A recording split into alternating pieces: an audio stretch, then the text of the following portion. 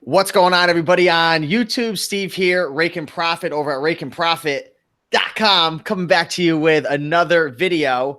And today I am with my friend Dominic. Dominic runs a YouTube channel, which is called Primetime Treasure Hunter. He's also a neuropsychologist. I'm going to be 100% honest with you, Dominic. I have no idea what that is. I kind of have a feeling I know what it is, but I'm not exactly sure. But the title of today's show is how this neuropsychologist made an extra $40,000 selling on eBay. The title is a tad bit misleading because I realized that he has other income streams as well that made up that $40,000. So we're going to kind of dive into that. But he did make quite a bit of money on the side while working a full-time job with eBay, which is cool, affiliate marketing, and another topic which I'm very interested in, guest post blogging, right? Yep, so absolutely. We got a great show. Welcome to the show. How are you doing, Dominic? Thanks, Steve. Honor to be here, man. I really appreciate you having me on. That's awesome, man. That's awesome. I was saying before the show, Dominic had a very interesting quality about himself that caught my attention. So as a YouTuber, as somebody who has a pretty decent sized following, I have people reaching out to me all the time for shows, Instagram guest posts, all different types of things, like hundreds of people. And one of the things that I really respect about Dominic, and I think this is a lesson that, you know, something I really need to start to implement more as well. And for you guys who are running eBay, Amazon businesses, the people who are persistent, the people who never give up are the ones who win in the end. And the reason why Dominic is here on this channel is because he was very persistent and consistent reaching out to me, asking to come on this YouTube channel, and he really stood out. So I just want to say publicly that I respect that. And, you know, I can tell that you have an awesome hustle. Thanks, Steve. I appreciate it. And, you know, one of your videos that you did, I've cited it to many people, is that I don't get inspired easily, but it was inspirational for me. You were sitting in a car, I don't know if you remember it, and you were talking about, you know, if things don't go right, if things don't go your way, you just keep persistent, you just keep running over obstacles and going after what you want. And, you know, that was, you know, something I really loved. You had, it was funny too, because you marketed it great. You had like the sad music going on in the background. That was awesome. So I love that video. It's great. If anyone's ever down and they're having a hard time with reselling, I always send them that video. That's awesome, man. That's awesome. Well, I appreciate that. And I'm excited to have you here. We've got a bunch of people in the comments already, and I'm going to shout some people out. Let us know in the comments right now two things. Number one, where are you from? And number two, what is your number one income source in terms of your side business? Or maybe it's a full-time business. Maybe you don't work a 9-to-5 like Dominic, but what's your number one income source outside of your job? Is it eBay? Is it Amazon? Is it affiliate marketing? What is it? Would love to know in the comments. We've got Joan from Canada in the house. Dominic, we have gone international within the first 5 minutes of this show. Amazing. We have Lisa. What's up, Lisa? Great to see you here. I saw Lisa on last night's show. She was getting really inspired about the toys. We have another Lisa. We got two Lisas back to back, Lisa K and Lisa P. Do you guys know each other? We got Hickory Springs in the house. What's up, Hickory? Thrift Store Gold saying I'm a handyman. Carrie Berry's mom in the house. Anissa. Steve Mason saying eBay is my side hustle. Lisa P saying she is from Florida and eBay is her biggest income stream on the side. Doggone Thrifty from Georgia and eBay. Mark, eBay. We got Gabriella from Las Vegas. Had the pleasure of hanging out with Gabriella recently. Great girl, awesome hustler. Find it, Flipper, Florida. We got Richard from New York. So we got a lot of people in the house right now. Let's dive into your story. Who are you? How did you get started making money online? And maybe you could even define exactly what a neuropsychologist is for all the people who are wondering. Absolutely. I will do that. Just quick shout out there to Carrie Berry's mom, Bunny Wilk. She helped me set up a connection with you at one of your thrift meetups in Connecticut. So I just want to thank her for that. Give her a shout out. Oh, yeah. That's awesome. That's Super awesome. Cool. Good to see you here. Yep. Okay. So I'm very impressed, Steve. You got it correct. Neuropsychologist. Most people always mess that up. My father-in-law still tells people I'm a neurosurgeon. Despite me being married for almost 20 years. So no, I don't operate on people, but what a neuropsychologist is a type of doctor who specializes in understanding the relationship between someone's brain functioning and how they think and how they feel and behave. And there's a lot to it, but the basics of it is that. And essentially what I do is if someone has complaints in terms of how their thinking skills are, let's say it's like an elderly grandmother who is having memory problems, and the family's concerned, are they depressed? Do they have normal aging related memory problems, or is it Alzheimer's disease? They take them to me. I do an assessment. I figure that out. But I see adults and kids and all sorts of stuff. So that's my profession that keeps me busy during the week from 8 to 5, and I have other responsibilities associated with that as well. But in terms of the reselling aspect, I got into that. I mean, technically, if you really want to go far back, when I was a teenager, I used to take my comic book collections, and I used to take them over to the flea market. It's called the Englishtown Auction in New Jersey. Some New Jersey people here might know it. Used to pop open a table and take some chairs, sit there all day, and sell some of my old comics. That's why comic books are still my #1 thing that I sell on eBay. I'm very much into the toys as well.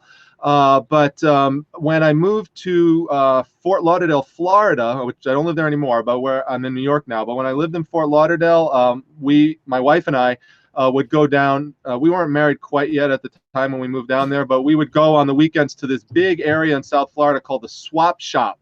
Now, this is the days before cell phones, before apps. You couldn't look up comps or anything like that. So we were just buying things based on our eye, and this is around 2000. So eBay had just started up, and it was an auction-only site. So we were going there just based on eye, and we pick things up, we bring it home, we make that huge score, that huge flip. But other times, you know, it would be a dud. And we just kept doing that and honing experience with it and making some nice money to support me through graduate school. And then I took a break from that after a while to pursue my studies and my career. But then once that started to get more settled and I started to accomplish the things I wanted to, I got more back into eBay to make some extra disposable income on the side, and just also because I find it fun and I enjoy it. So I started off back with the comic books again, and then just started expanding into other areas such as toys, like you were talking about on your show last night, and all things vintage and collectible. So, and then, as you know, we'll talk about later, I have another side income stream through a medical website I created called medfriendly.com. So we can talk about that later. Cool. Very awesome. Yeah. You know, I'm gonna tell you right now, I know a lot about very few things, but that was what allowed me to be successful on eBay, you know, with clothing, with shoes, different things like that, video games. But when it comes to comics, I don't know the first thing. Even toys, you know, I've been learning a lot from Vinny and Brandon lately. But could you give a basic rundown of maybe some tips when it comes to comics? What gives value to a specific comic? Is it the characters that are involved? Is it the title? Is it the condition? I'm sure, you know, maybe it's all of those. Yeah, it's a combination of various factors depending on what it is you're looking at. So characters are definitely important. Spider-Man is always a great seller, especially there's a million Spider-Man titles, but Amazing Spider-Man is the one you always want to look for. That's absolutely key. I was telling you, I think last night in one of our conversations on the chat, that my biggest sale this year was an Amazing Spider-Man 300. Not even graded or slabbed officially. I know it's just a freestanding comic book, raw, but it was in great condition. I got it for $1, and I sold it for $575. Wow! So that was this year. That was crazy. So Amazing Spider-Man is key. Where'd you find that, Dominic? Sorry to interrupt you. No problem. That was at an estate sale that I went to, and it was buried on the bottom of a garbage heap. So I'm pulling out all this like these trash bags and stuff, and I open it up, and seriously, this is literally what happened. So there was a file in there like this. Didn't say anything on it. I opened it up. I pulled it out. It's Amazing Spider-Man 300, and I know that book, and it's worth. Did you freak out? I freaked out. I'm like, there's got to be. I said, there's got to be something wrong with this thing. There's no way it's in this great condition. There's got to be a page ripped out, someone's name's written in or something. But no, I couldn't believe it. Even when I took it home, I kept double checking it. So it was just incredible. So let me ask you: when you found that thing, did you have other comics that you were buying as well? Yeah, there were other comic books there. So did you try to like? Yeah, you blended it in.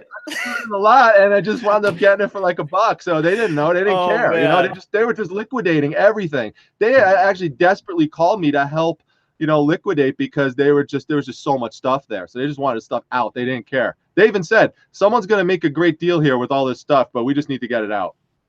So yeah, so there's that. Deadpool is a popular one. Harley Quinn is a popular one. Walking Dead, very, very popular. Really? Yeah, absolutely. I sell Walking Dead stuff like hotcakes, and it's a great, great comic series as in addition to TV show. Age plays a role into it to an extent, though. I mean, I have a video on my YouTube channel. Does the age of a book, or if it's rare, necessarily mean it's valuable? And no, like you could have an old, it's going to sound like I'm joking around, but I'm not, an old Bugs Bunny or Tom and Jerry comic book from the 1950s that literally is practically worthless. So just the fact that it's old doesn't mean anything. But if you had an old book with a popular character, like an old Amazing Spider-Man or an old Daredevil, then that would be worth a lot of money. Condition plays into it, but you know, it's a lot is based on the title, and what happened in the book is also key. And one other thing I'll mention, Steve, is a word that your viewers will want to look up and research more, is the whole topic of variant covers. So these are covers that comic book companies make that are in less, they make them in less amounts than the standard cover. So for example, one standard cover, they may only make, for every 50 standard covers, they may only make one of this variant cover. So it becomes highly sought after. And so if you have that and you could find it, you know, it's worth, it could be worth a lot of money. So those are things to look for too, variant covers. I never really see comics at thrift stores. I don't think I ever really see them at garage sales much, but it's kind of like the same analogy of you never really see a car until you own it. Like once you own a car, you see it all over the place.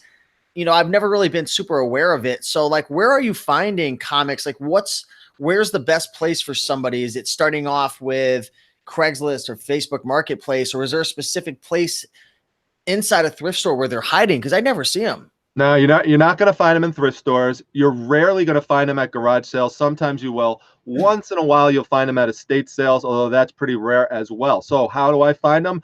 A couple of ways. One is I have an ad on Craigslist, kind of like your guest. What was his name? Brandon? Yep, he's in the comments right now. Right. So Brandon knows what I'm talking about. You know, you put a message out there. I don't do it on Facebook yet, although his video last night gave me an idea that I should probably start putting stuff in Facebook Marketplace. But right now I'm using Craigslist, and I have a whole ad that I put together for that, plus for other things like Funko Pops and other kind of toys that I'm looking for. And so people will contact me and tell me, hey, I've got a comic book collection that I want to sell, and are you interested in it? And then we work it from there.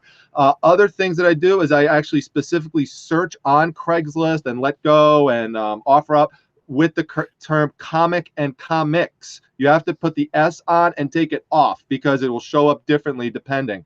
Then also you've got to put the word out in the community, and you got to let people know I'm looking for comic books. So estate sale dealers, for example, let them know so that if they find it, they'll contact you. So have a business card. That's real important. And one other tip I'll give that's helped me source comic books is I can't tell you how many I have found by walking up to the owner of whoever's doing the garage sale or estate sale and say, hey, by the way, do you happen to have any comic books? Now, 9 times out of 10, they say no. But the one time that they say yes, sometimes it winds up being a huge score. And they go, actually, I do. And they're down in the basement. I didn't want to lug them up. Great tip right there. That 5 seconds that you take at every garage sale. And this is something I need to start doing. You know, hone in on 1 or 2 niches that you're really good at, specialize in. You see a lot of people doing this with video games. Matter of fact, when I'm at garage sales, I always hear people asking, hey, do you have fishing stuff? Do you have any antiques? Do you have gold and silver? Do you have jewelry? You're always hearing people ask. So great tip right there for sure. We got a $5 super chat coming in from Jesse Jones asking us to talk about the way that we ship. That's the part that we struggle with. So how about in a second we dive into some shipping tips. But before that, if you guys are enjoying this show, if you're enjoying Dominic's content and our content so far, do me 2 favors. Number 1, smash that like button down below. We got 97 people watching live. Nice. So by hitting that like button, you're letting us know we're doing a good job. Makes us feel good. It also helps the YouTube algorithm to get these videos out more to help more people. So be sure to smash that like button. And number 2, there are some links in the description that you can check out. And if you scroll down underneath the paragraph, it says follow Dominic here. So go down there and just click on that real quick and give him a subscribe. He's got some great videos And I was saying before we went live, I said, Dominic, man, I could just tell you're a hustler. I know that your YouTube channel is going to grow because he's just really caring and giving. And I think you guys will find value on his YouTube channel. So definitely subscribe to his YouTube channel. And one more thing before we get into answering your question, Jesse, is I'm going to be giving away some goodies at the end of the show. So what I'm actually going to be doing is giving away two things. All right. So there's going to be two winners. I'm going to give away one of my new guides, Toy Brand Profits, to one lucky winner. And I think, Dominic, you actually got it last night. You said you were, awesome. you were going through it, and Awesome. I haven't. Appreciate that, brother. Appreciate that, brother. And another guide, which is called 101 Killer Tie Brands that sell on eBay. So we're going to pick two winners probably in about 30, 35 minutes. So be sure to stick around, guys. We're going to give away some free guides so you can go out there and apply this stuff. Dominic, let's talk a little bit about shipping. Let's go back and forth and offer some value to Jesse, who sent over the $5 super chat, which we appreciate. What's one shipping tip that you would give to a beginner struggling with shipping on eBay? I think that people who are beginning shippers, sometimes they get stuck where maybe they have a heavy item that they purchased and they put priority mail on it by accident and didn't realize that, oops, this is going to cost $50 to ship it out, or $40. It's going to go all the way from the East Coast to California, or vice versa. And what I always tell people for those big, heavy items, just select the general economy shipping when you list the item. So what happens is then when the person purchases, because you don't know where the person is going to purchase it from. So that gives you basically 4 different options to look at once you go and decide how to price the shipping on it. You could either go FedEx Smart Post, FedEx Home Delivery, you could go priority mail, or you could go parcel post. And depending on the size of the package, the weight, and where it's going, any one of those 4 might be the cheapest option. So no customer is going to get upset where if they find that you had it as economy and now all of a sudden it's going priority. Believe it or not, sometimes that's actually the cheapest. But they will get upset and you will get dinged, and eBay's monitoring this now. If you put priority mail and then you ship it economy to save money on shipping, can't do that. Great tip right there. I would even like to add on to that and say, when you're first getting started, make sure you have the right shipping boxes and shipping supplies. For example, a lot of people don't know that USPS offers something called a regional box. So there's a regional A box, a regional B box. There's all these different boxes, and even like these little poly mailers that they don't offer directly at USPS. You have to go onto their website. So if you type in on YouTube, Raiken Profit USPS, I have a video where I showcase me going through the website, buying all of the supplies, and they're free. They'll literally ship them to your house. So you can get the regional A's, regional B's, the flat rate mailers, which I love for anything that's like over £1. And you could save a lot of money because you can't ship regional A or B if you don't have the box. So get prepared with that. Yep. That's true. And just as kind of like a joke, I mean, how many times have you, it just happened to me last night, do you think that USPS like purposely makes those regional boxes just small enough sometimes to not fit your item in so it can't go in there? Oh my God. But yeah, no, I do use the regional boxes. My most popular video I have is, as of over 20,000 views, is the one that I did on the flat rate shipping envelope. That's a key. That one is crucial. That one expands. It's nice. I love it. It's stretchy. I love that one. That's great. And another thing, lastly, would be cubic shipping. So I don't know if you're doing that, Steve, but I've heard about that. Is that with like Pirate Ship? It's with Pirate Ship. Yeah, it's only good for small and heavy items, 20 pounds or less, and you could save a ton of money not only on the shipping but also on the insurance. It's cheaper rates, and it hooks right up through eBay. It's totally legit. I was skeptical about it at first because I didn't know much about it. Yeah, because I've never used it. I was a little skeptical as well, but I'm planning on using it when I get back from my trip. Yeah, you should definitely check it. It's totally legitimate, and they basically give you corporate shipping rates, corporate shipping discounts. And if you're not a top-rated seller, if you're just starting on eBay, they actually wind up giving you the top-rated seller eBay shipping rates without being a top-rated seller. Wow. Yeah. Hey, let me ask you, Dominic, does it, so it integrates, Pirate Ship will integrate with your eBay account. So I'm assuming that when you ship through Pirate Ship, it's going to automatically upload the tracking to your eBay? Yep. Perfect. It's seamlessly because that would have been a deal breaker for me. I wouldn't have done it because I'm just people don't realize I am super lazy. I'm always trying to find the most efficient way possible. And like having to do that extra step would have been a deal killer for me. No, you'll love it, Steve. Cool. Awesome. Yeah. Great tip right there. I would like to throw another tip in for the beginners who are shipping on eBay. Make sure that, and I know this might not be feasible for everybody depending on your budget, but if you do have a printer, if you do have a computer, which I'm assuming you do, ship from home. I know Dominic just mentioned pirate ship, so obviously you have to ship from home, but you can get discounts going through eBay, going through pirate ship. If you go to the post office, they're going to charge you the most money possible. They're never going to give you the best deal. Like they're never going to say, oh, use regional A or B. Like you're going to just go flat rate. Like you're never going to go flat rate. It's always going to be like based on like weight and location, and you're going to pay double for the most part. And I don't know if you ever did this, Dominic, but I remember when I first got started selling on eBay, I didn't know anything about shipping, like nothing. I was I was just such a noob. I had scaled my business to the point where on a Monday morning, because I'm selling stuff like Friday, Saturday, Sunday, I would show up to the post office, no lie. I don't even know if I had a YouTube channel at the time, with like 20 or 25 items. Right. And the person behind me in line would be looking at me like, I am going to smash you in the face, because the line's already so long. And then you've got some idiot like me coming up there with 25 items, waiting. Everyone's waiting for 40 minutes. And I'm I remember you telling that story before. And actually, I always think of you when I walk into the post office now and there's that long giant line, because then you also told how once you got sophisticated with it, you just come in with all your packages. They're all waiting online. Yours are already paid for, and you just dump it on the side, and they just got to take it, scan. You could just leave. So that was crazy. It's a learning experience for sure. We got another super chat coming in from Kelly Post, a $10 super chat. Hey, I appreciate that, Kelly. Thanks a lot, Kelly. Kelly says, thank you both for all the help you have given since I got started. What do you think about that? Kelly's awesome. Kelly's a member of my Facebook group and the Facebook Reselling Resource Center. And Kelly's just a great contributor to it. And I'm very glad that Kelly stopped by here. It's awesome.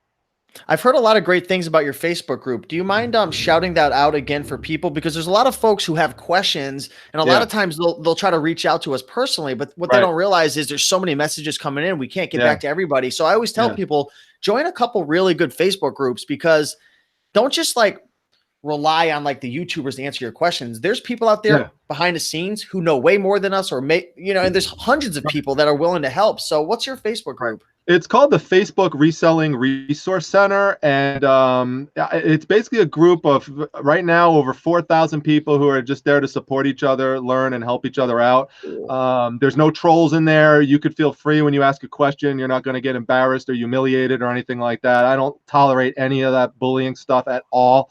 I do a free, I've been doing, I don't think I've missed a day in over a year, a be on the lookout item every day that I put in there. Yep, every day. And it's not just, oh, go look for this. I mean, it's detailed. I've got pictures, I've got descriptions, all sorts of stuff to help people out in all sorts of categories. So we got that. And we're also more recently integrating some sellers supporting sellers activities where, we're putting up listings, for each other to support each other with, a purchase here and there. So awesome. Like cool. So be sure to check that out. The Facebook Reselling Resource Center. Just type that into Facebook. I'm sure it'll pop up. We got another, oh man, a $9.99 super chat coming in from the one and only Lucid Dreamer. Wow. So I love that name. I think I talked to her behind the scenes and I was like, I want a lucid dream. But anyways, great to have you here. Thank you for your reseller knowledge, Steve. You've helped me out a lot. One of my favorite YouTubers and entrepreneurs. Well, I'll tell you right now, I don't want to hurt anybody's feelings, but Lucid Dreamer is one of my favorite viewers. Is that a bad thing to say? No.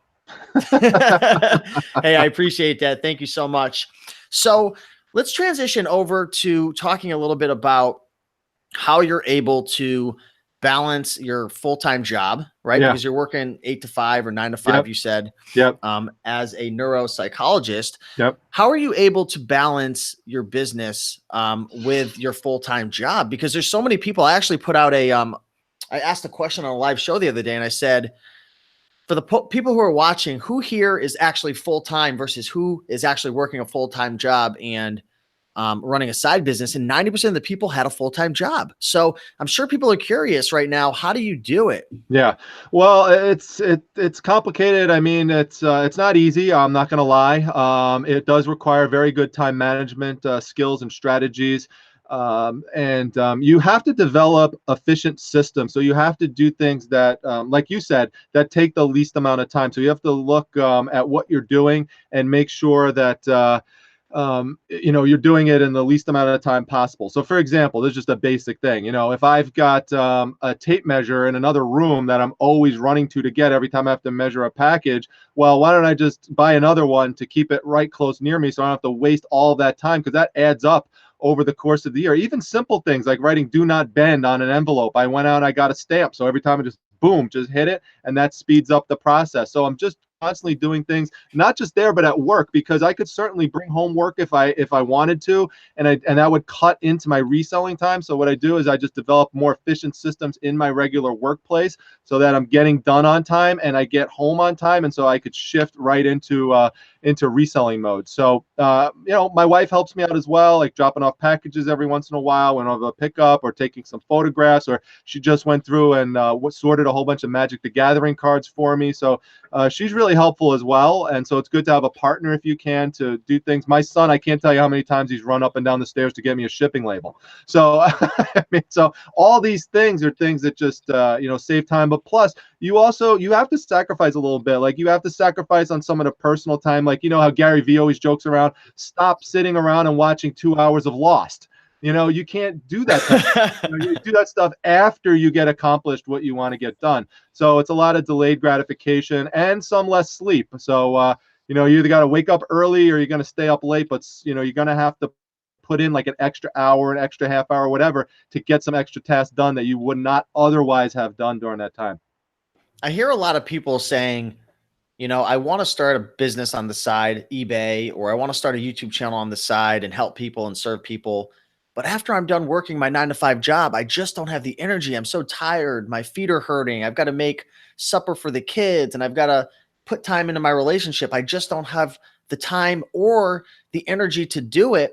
What advice would you give? And I know you talked a little bit about sacrifice, but do you have any tips for boosting your energy, or is there some type of mindset strategy that you can share with people? Or are you always thinking about like your reason why? Like, how do you do it? Because I remember when I used to work a 9-to-5 at the Cracker Barrel, man, when I came back home, I didn't want to do anything. It was like dealing with so much stress. I just wanted to relax and crash on the couch. Right. And that's why I love you, Steve. I love your whole story with the Cracker Barrel and how you motivated yourself to get out of that situation. And that's, I think, the key is motivation. I mean, I've written 2 books on related to effort and motivation.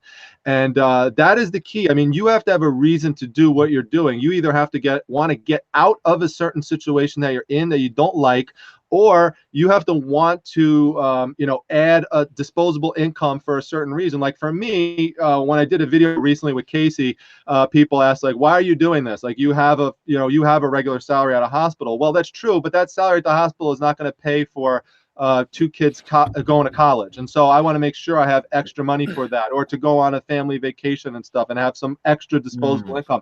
So you have to have something that motivates you and drives you. And so that's what keeps me going and, makes me, when I wake up, I might take a nap from 12 to 2. And then I wake up, I say, you know what? I know I got to get to work at 6:30 and leave, but I got to do a YouTube video. So a lot of my YouTube videos, in fact, most of them are filmed at 3 a.m. Really? Yeah. Yeah, it's crazy.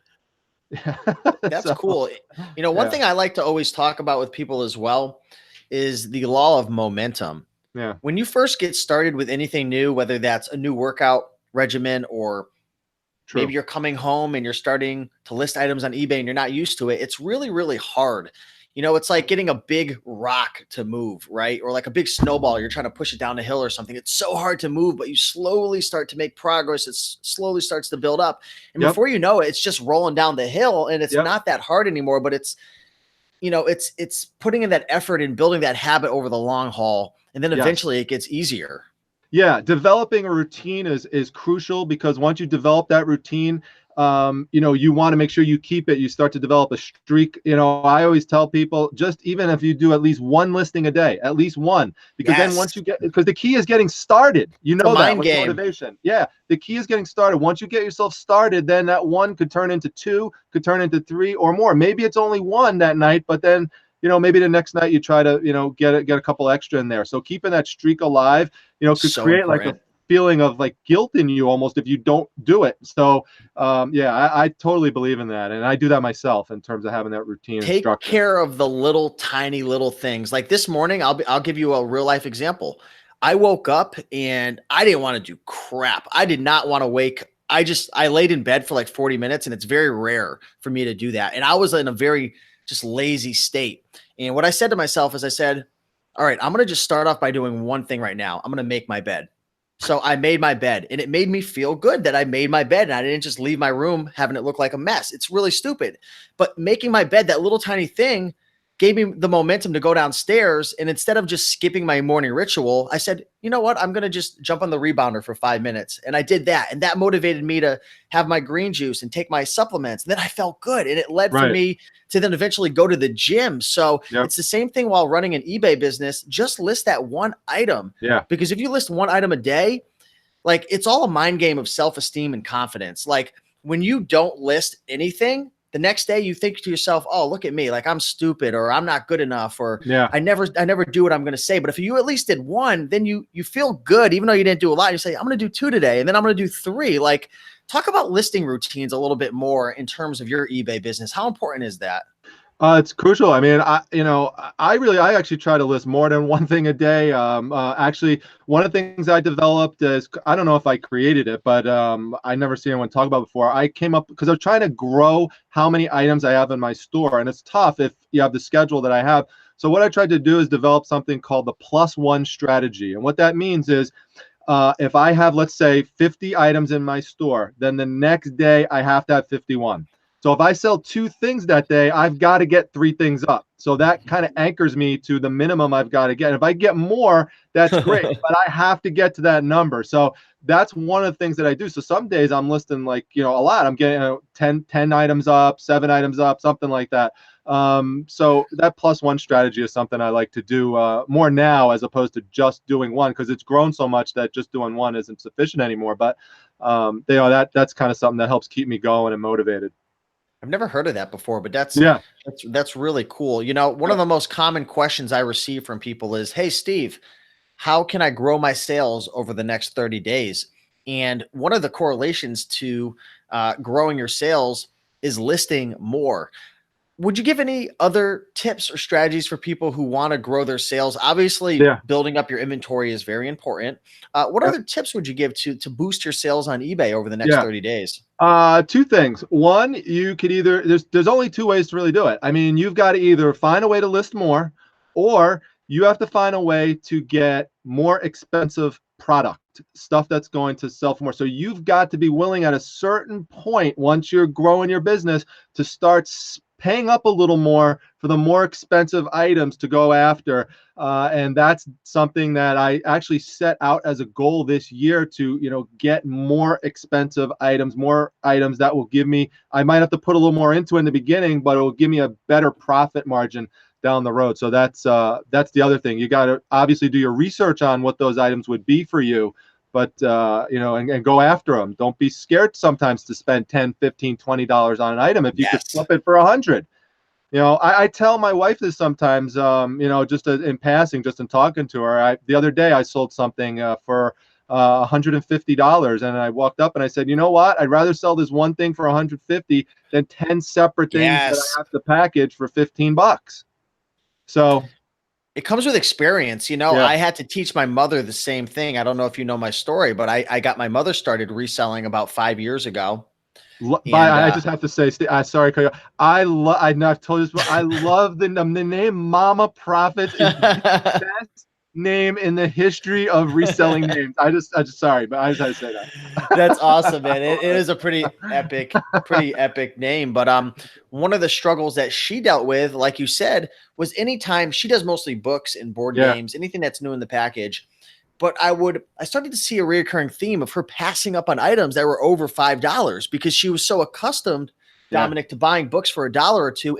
Anytime she found something over $5, she would just completely black it out, and she would be numb to it and it would ignore it. And I said to her, I said, Mom, you've got to understand the relationship between, return on investment and how much money you're earning. I mean, here you've got thousands of dollars sitting in the bank. Wouldn't you rather spend $11 to make 13 or 17 or 18? Yep. And I feel like a lot of beginners, they just say to themselves, they have this idea, oh, it's too expensive. Yeah. Yeah. Well, and another thing I would pass on, somewhat related to that, is don't be scared to go out once you know an item and you know your niche. Go out and buy a lot. Buy a big lot of things. Like I was just telling you before I came on, I just negotiated a deal to go out tomorrow and pick up a lot of 68 Funko Pop figures. So, Sick. So yeah. So I do it all the time with comic book collections. I'll buy them by the thousands, but don't make that big lot purchase unless you know the area. Wow, you don't want to get stuck with all the product. Yeah, you got to know it. I'm glad you mentioned that disclaimer because you do see people get overly excited and they bite off more than they could chew at first. Yeah, absolutely. Yep. Yeah, there's a lot of ways to be able to get a bunch of inventory at once outside of just going to like a pawn shop and picking up one item or a garage sale, one item, a thrift store. There's different liquidation companies that are out there. I know our friend Casey with the Rockstar Flipper, he was promoting one the other day. That he really likes. There's storage lockers that you can buy that get auctioned off. And matter of fact, Brandon and I, who was the guest last night, we've been talking. We're going to probably start buying a couple of them for fun and check it out. But yeah, buying lots on eBay. There's definitely ways because especially someone like yourself, Dominic, you're a very busy man. You've got a family, you've got a full-time job, you've got these different businesses. You don't necessarily have all the time in the world to hit up garage sales and thrift stores all day long. Yeah, the only time I could do that really is on a Saturday. Sometimes I like doing that, just driving around to different estate sales and garage sales. But yeah, my time is limited. So if I could buy things in large lots, I really prefer to do that. Awesome. We have 108 people watching live right now. Wow. On I don't even know what day it is today. It's Friday. Yeah. Every day is like the same day to me. It's the weekend every day. That's the way to live life. But you're doing all right when you're like, what day is it today? That's right. But we got some people saying, Nate said, I got 25 Funko Infinity War Chrome items just sitting. And then somebody said, you've got to be careful with Funko Pops. Some are worthless. And I think a lot of them are worthless, right? Yeah. Well, that's true. And Brandon talked about that last night. There's some that's worthless, but I'm thinking of doing a video with actually showing how I go through when someone reaches out to me with a Funko collection in terms of how I value it, and in terms of how I purchase it. But there are items like Brandon talked about last night in the show that there are ones that are limited edition ones that are only released at like San Diego Comic-Con or at a New York City Comic-Con, or they're ones that are only sold through Target and they'll have a sticker on it. So always look for Funko Pops that have stickers on them. Some say Chase, some say Toys R Us. Those are going to be worth more now because Toys R Us is out of business. So you got to look for the ones with the stickers and then price those out, check the comps real quick on them, and then you could afford to, if you're buying them in bulk, to pick up some of the ones that don't sell for as much. And what you do with those is you lot them together in a theme. So maybe you sell a couple Marvel characters together, and now you can move them. You might not be able to move it individually, but bundle it strategically, then you can move it.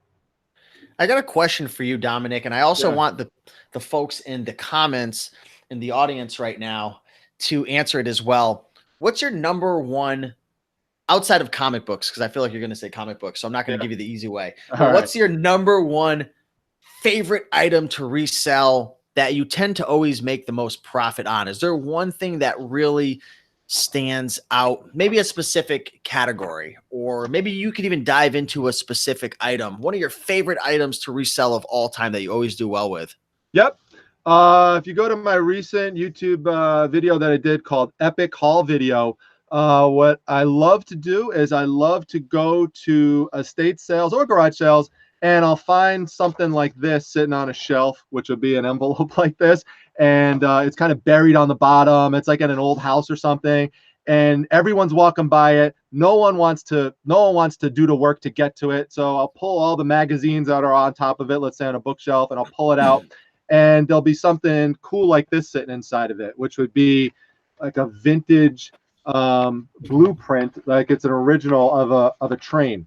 And something like this might flip for like, you know, $40 online, and it's a bunch of gears and stuff like that. And I wound up buying it in terms of a whole big box of them for like a couple dollars. And I recently did that at that sale where I found old 1950s Roy Rogers mini posters. Oh, wow. I found a mini set of 5 mini posters of Felix the Cat, sold for $100 the other day.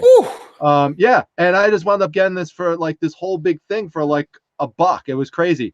So that's what I like. I love my answer to that is paper products, paper media products. It could be old photos, it could be old magazines, it could be old paper-based looking magazines.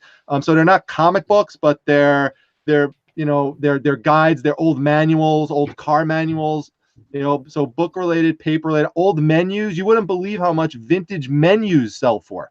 Really? Crazy. Yeah, yeah. Vintage menus. Like, give an example of one. I have one right now for there are three restaurants that used to be in New York City. One of them is called something on the Sixes. That was a restaurant that was on 666, one of the streets there in New York. It's not there anymore. And that menus from that restaurant could sell for like $40-50. And I found one sitting, just sitting at an estate sale in a box. So I just picked it up, bought it.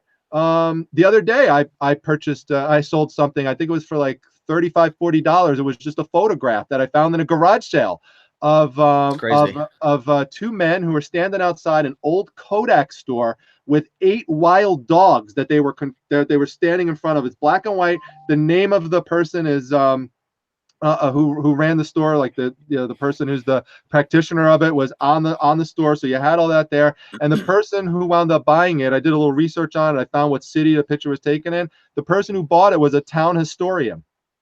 So he wound up buying it for like $35-40. So dude, it is crazy, man. Yeah. How much stuff out there sells? Top of the Sixes is the name of it. That's the name of the place. So look up Top of the Sixes menus. That's just one example. There are so many items to resell. The more I get into reselling, the more I realize I don't know anything. There's like so much to know. It's crazy. We got Laura talking about car manuals. Yeah. Did you guys know car manuals actually sell for really good profits? We got Lisa saying postcards, right? Postcards. Laura says postcards. Yep. Yeah. Laura says even magazines. There's certain magazines that actually have variant covers that somebody was mentioning before as well that could sell really well. We had somebody mentioning TV VCR combos, Lucid Dreamer, video games. The House of Mini Trucks is saying. One of my items I just sold the other day. Look, if you ever find old machinery books, like for lathes, wood cutting books, I found a Craftsman one and a estate sale for 50 cents. Sold it for $35 the other day.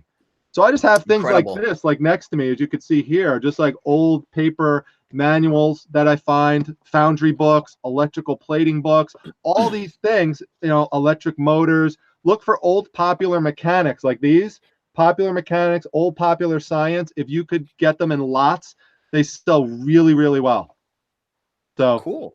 Yeah. Very, very cool. Awesome. Yep. So I want to talk a little bit about, because I don't want to run out of time. I want to talk a little bit about how you make money with affiliate marketing, because I don't meet a lot of eBay sellers who also do affiliate marketing. Yeah. So that always intrigues me. And then I want to talk about how you're making money with guest posts, blogging, which is cool. So why don't you define to people who don't know what exactly is affiliate marketing, and how much did you say you made in 2000? Was it last year? Was it around 10,000 or something? I think you said, or 8,000. Oh, well, you could kind of break it down into 3 different things. I mean, eBay last year was around very close to 20,000. Now, in terms of the other aspects that you're talking about, I mean, there's 2 different ways I could kind of go into it with you and break it down. Yeah, break it down. Another 20,000 total. So basically, just to give you a brief history of it, is that in 2001, while I was doing my training for school, I was trying to learn a lot of new vocabulary words, scientific words, and I was looking them up in medical dictionaries, and they kept defining the words with other complicated words.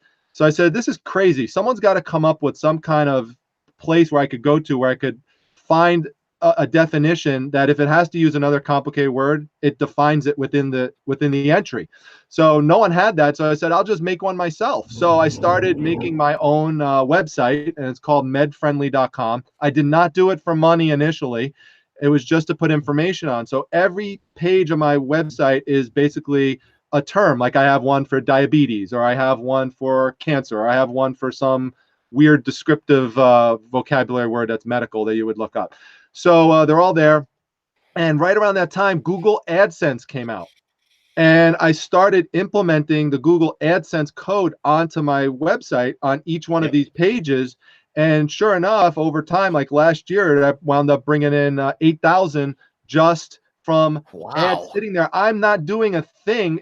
Once I put the content up and the ad links there, that's it. It's making the money. The key to doing it, you have to have lots of pages on your site that people are going to go to, so you could put that ad link on the page. So these are just ads that people come to. You can make money versus if people click on it and then go to a website and do something, or just there's cost per so there's cost per click, and then there's also they have one per search if people search and they click on something, and then there's also per view. So then like every 1,000 times this impression comes up, this ad impression, you might make like, let's say $15. So does something like that. So there's that aspect of it. And then the other aspect of which has been extremely lucrative is I decided, let's say 7 years ago or so, to create a blog associated with my website in which I would just writing kind of opinion articles where I could just give my opinion as opposed to encyclopedia entries. And I started submitting them to a website called Kevin MD, and he's a guy who will post other people's articles if he thinks they're interesting. And it caught the attention of some advertisers who said to me, hey, I was wondering if we sent you a guest blog post and we put it on your site, would you be willing to do that? We'll pay you $80.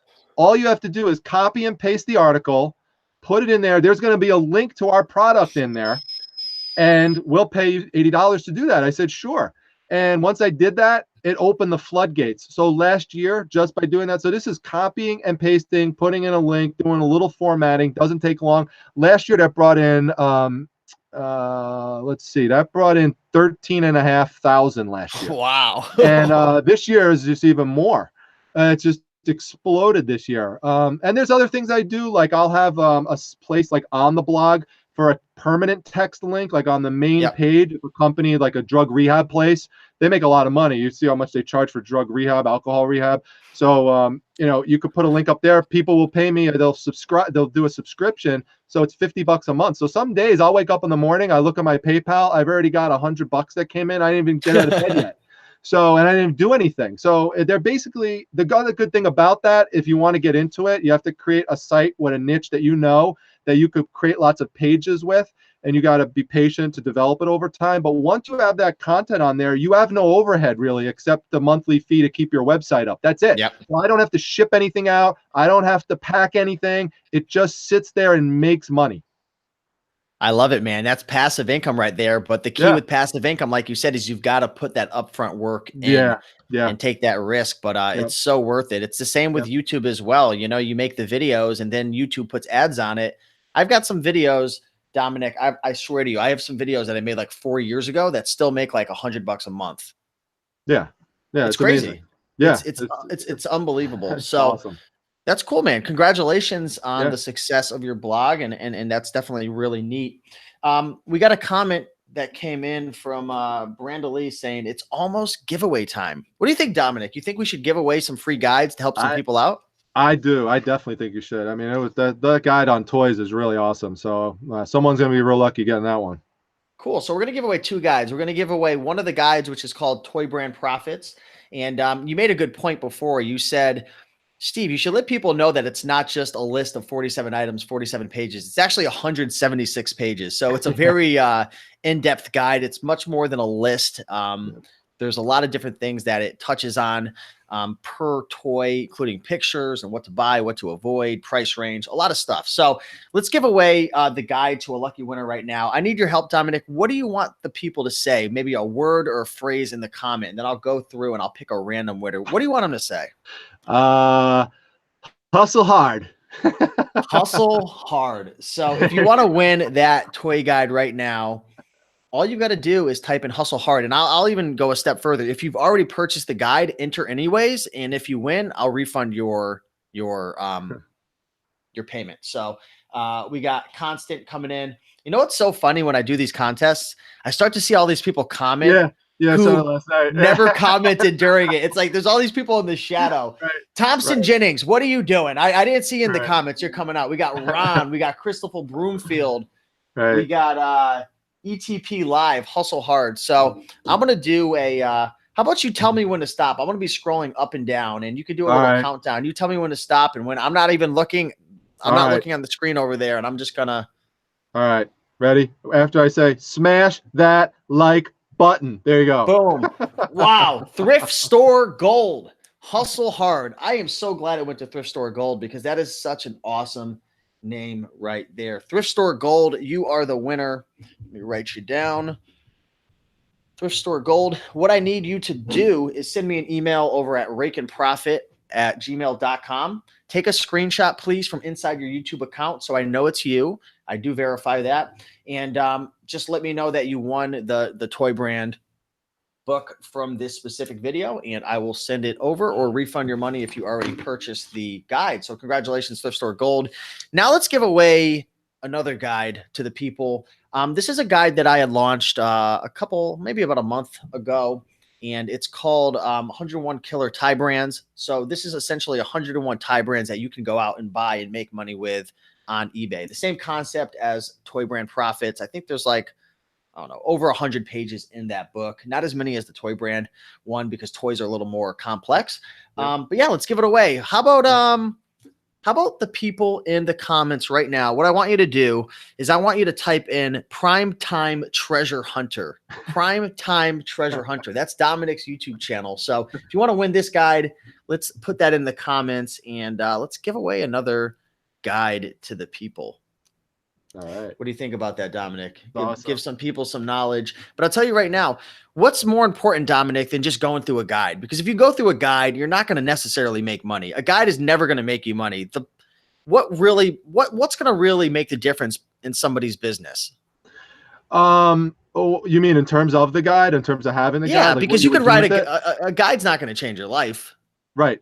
Well, I think one of the things I was going to say earlier with your guide, with all the pictures that are in it, I think that's really key because if you just sit there and study it and look at that guide and you start to just get a visual memory of some of the items, when you see them at a sale, that'll clue you in like, wait a minute, I've seen that before. And maybe they keep your guide on their phone and then you just look it up. I mean, one of the things I do is I actually have a written list of items per category. And I basically have like, what are the top brands to look for? So on my phone, it'll say ties and it'll have like the brands that are like the best ones. So that when I go to, let's say a thrift store, which I don't go to too often, or a garage sale, and I find a tile, I'll actually look, I'll say, hey, wait a minute, is this one, I think this one looked familiar. Steve said this is a good one. So, you got to kind of eventually commit some of that stuff to memory. So at least you can recognize it. Like you said, know a lot about, would you say you know a lot about a few things, or a few things about a lot of stuff? I know a lot about a few things. Yeah.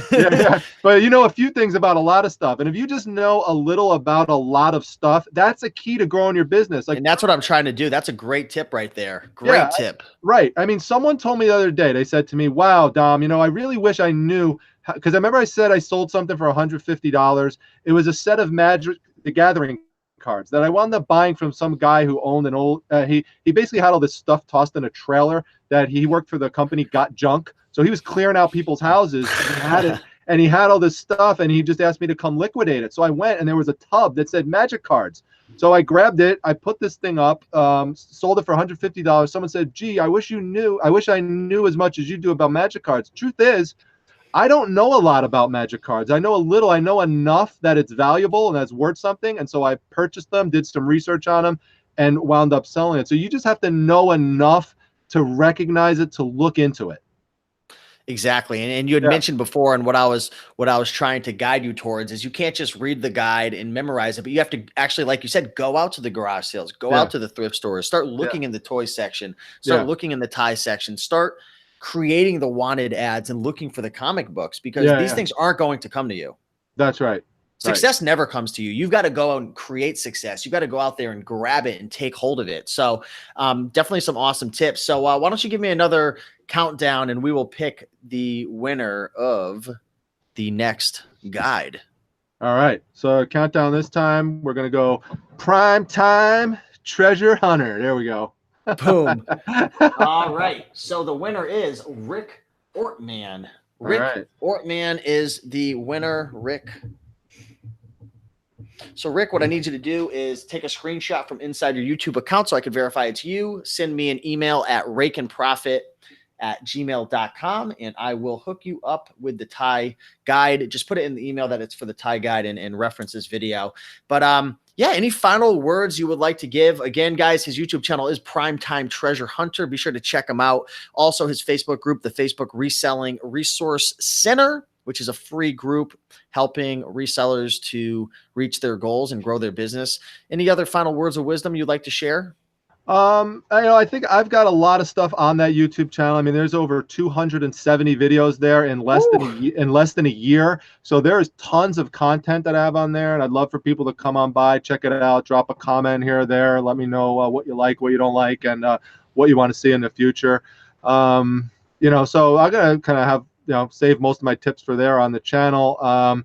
But I do want to make sure, Steve, that I thank you because if it wasn't for you, you played a big role in me creating that YouTube channel because I was watching you and I was watching Casey. And one of your videos, when I was thinking and floating the idea of maybe doing this, you said something like, if you want to create a YouTube channel, go out and create a YouTube channel.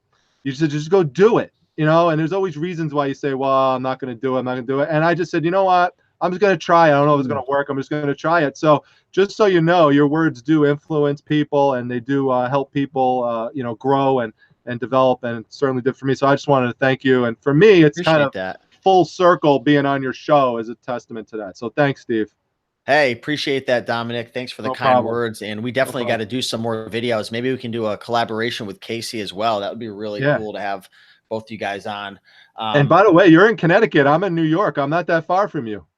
Dude, I'm having a I don't know if we can make it work because of your schedule, but in January, I'm planning on having another Connecticut thrifting meetup. And it's not just for people who live in Connecticut. I just call it that.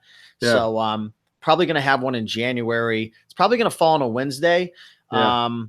So I know you work during the day, but usually we have dinner at nighttime and we stay overnight and we network, have drinks, hang out at nighttime. So, awesome. Stay posted if you're looking to meet or connect. We could probably shoot some videos and stuff, but cool. Yeah, definitely appreciate you. Someone was saying that when they click on the links in the description, it opens another window. What's the link to the actual guides? It's either raikenprofit.com/ties or raikenprofit.com/toys. So that was Vinto Flair. So anyways, guys, go check out Dominic's YouTube channel. Check out his Facebook group. I appreciate you all watching. Like, comment, and subscribe. Spread that love. And Dominic, thanks again, man, for coming on. And it was awesome. Appreciate all the gold nuggets you dropped for everybody. Thanks, brother. Keep in touch, man. All right. We'll talk soon. Thanks, everybody, for watching. Catch you later. All right.